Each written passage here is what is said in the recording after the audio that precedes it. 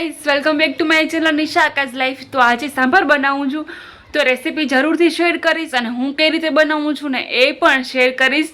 તો ચાલો, ઇડલીનું જે બેટર છે ને એ તો હું બહારથી જ લઈ લઉં છું। તો આજે છે ને ખાલી સાંભાર ઘરે બનાવીશ અને બેટર છે ને એ બહારથી મંગાવશું અને ઇડલી તો ઘરે સ્ટીમ કરી નાખશું પછી। તો ચાલો સાંભારની રેસીપી શેર કરું છું ને હું કઈ રીતે બનાવું છું ને એ તમે જોઉં। તો ચાલો સ્ટાર્ટ કરીએ વિડીયો। ચાલો, સાંભાર બનાવવા માટે આપણો જે છે ને ચાનો કપ હોય ને એ હું માપમાં અત્યારે મેં રાખ્યો છે। અત્યારે 1 કપ આ તુવેર દાળ હોય ને એ 1 કપ લઈ લઉં છું અને કપ જો આ સાઈઝનો કપ છે, મીડિયમ સાઈઝ છે, બહુ નાની પણ નથી અને બહુ મોટી પણ નહીં। તો જો આટલો કપની સાઈઝ છે। તો આમાંથી અત્યારે છે ને હું 2 વ્યક્તિ માટેનો સાંભાર બનાવીશ। પહેલાં છે ને અને દાળને છે ને તુવેરની દાળ છે એને 3 થી 4 વખત પાણીએ વોશ કરી અને પછી એમાં આપણે બાફવા મૂકશું। તો ચાલો પહેલાં ધોઈ અને પછી હું તમને આગળ બતાવું કે શું કરવાનું છે એ। જો 3 થી 4 વખત આને સારી રીતે મેં વોશ કરી લીધી છે। હવે આપણે તેમાં એડ કરશું પાણી અને તેને ગેસ ઉપર રાખી દીધી છે।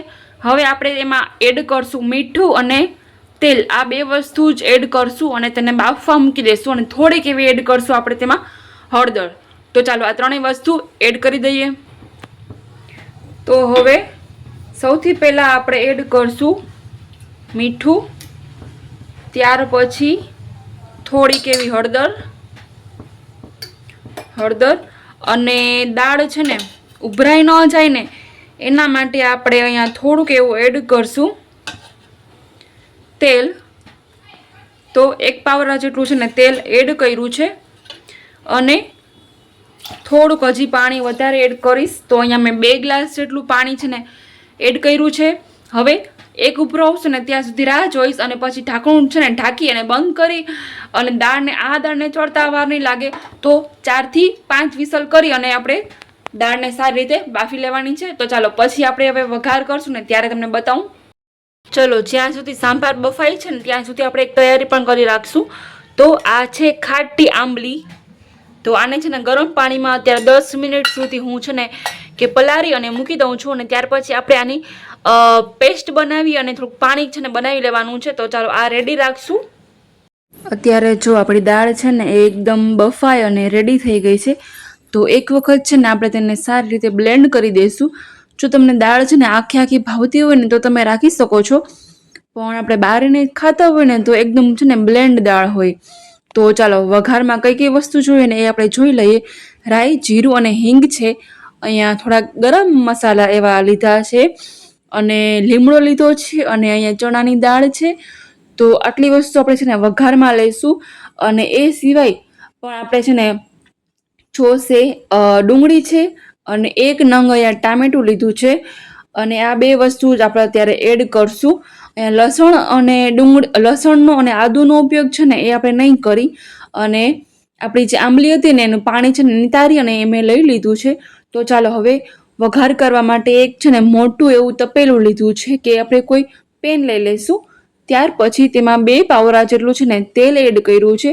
તેલ છે ને ગરમ થાય ને ત્યાર પછી આપણે છે ને એમાં રાઈ એડ કરવાની છે અને રાઈ તતડે ને ત્યાર પછી આપણે એડ કરશું તેમાં જીરું અને જીરું થોડુંક એવું હલકું બ્રાઉન થાય ને ત્યાર પછી આપણે તેમાં હિંગ નાખવાની છે। આ 3 વસ્તુ સારી રીતે આમાં છે ને વઘાર કરવાનો છે અને ત્યાર પછી આપણે એડ કરશું લીમડો અને ગરમ મસાલા હતા ને એ બધા આપણે છે ને અત્યારે એડ કરી દઈશું અને આપણે છે ને દાળ લીધી હતી ચણાની તો એ એડ કરશું।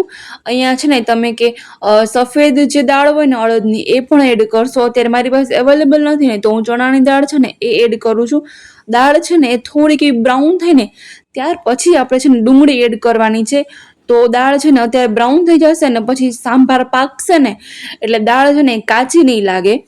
તો અત્યારે જો ડુંગળી છે ને એ નાખી દીધી છે, એ બ્રાઉન થઈ ગઈ ને ત્યાર પછી આપણે એડ કર્યા છે ટમેટા અને ટમેટાને પણ છે ને કે 10 થી 15 સેકન્ડ સુધી છે ને આપણે ચલાવી લઈશું અને ટમેટા સોફ્ટ થઈને એના માટે આપણે એડ કરવાનું છે અત્યારે મીઠું.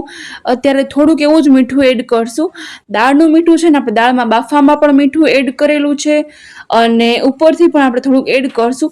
તો એ રીતે તમે મીઠું છે ને કે ભાગમાં એડ કરશો. હવે થોડુંક એવું છે ને આંબલીનું પાણી છે ને એ હું અત્યારે આ સ્ટેજ ઉપર નાખું છું અને સારી રીતે મિક્સ કરી લઈશું. હવે આપણે જે રૂટીન મસાલા હોય ને એ એડ કરશું. તેમાં મેં લીધું છે હળદર, ધાણા જીરુંનો પાવડર લીધો છે અને લાલ મરચું જે આવે ને એ લીધું છે. તો આ બધી વસ્તુને નાખી અને મસાલો છે ને મેં સાંભારો લીધો છે એવરેસ્ટનો. તમે કોઈ પણ કંપનીનો કે તમને જે ભાવતો હોય ને એ તમે એડ કરી શકો છો. અત્યારે એવરેસ્ટનો જે સાંભાર મસાલો હોય ને એ અત્યારે મેં અડધું પેકેટ જેટલું છે ને કે આમાં નાખેલું છે. અત્યારે 2 ચમચી એડ કરું છું અને 2 ચમચી હું ઉપરથી એડ કરીશ. હું તમને આગળ વિડીયોમાં કહીશ. તો મસાલો છે ને એ સારી રીતે મિક્સ થાય ને એના માટે આપણે ફરીથી આંબલીનું જે પાણી છે ને એ થોડુંક અહીંયા એડ કરી દઈશું. અને જો મસાલા છે ને આંબલીના પાણીમાં એવા ચડી જશે તો એનાથી છે ને ટેસ્ટ એકદમ સારો થઈ જશે. તો બધી વસ્તુને પહેલા સારી રીતે મિક્સ કરી લઈશું આપણે અહીંયા.